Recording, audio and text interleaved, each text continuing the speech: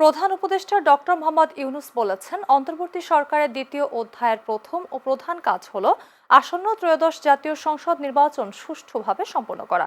আজ দুপুরে সচিবালয়ে উপদেষ্টা পরিষদের বৈঠক শেষে সাংবাদিকদের একথা জানান প্রধান উপদেষ্টার প্রেস সচিব শফিকুল আলম।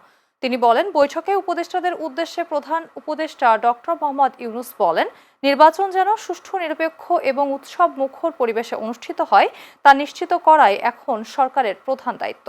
এ সময় প্রেস সচিব 1 বছরে সরকারের 12টি অর্জনের কথাও তুলে ধরেন।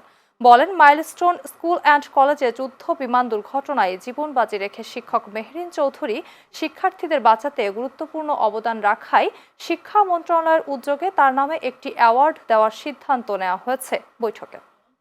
আমাদের আজকে ইলেকশন কমিশন নিয়ে প্রথমে উনি যে বক্তৃতা দিলেন, এরপরে তেমন একটা আলাপ হয়নি ইলেকশন নিয়ে।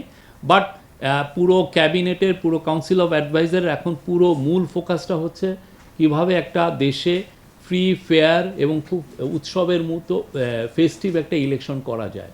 এটা হলো আমাদের এখন মেন প্রধান দায়িত্ব।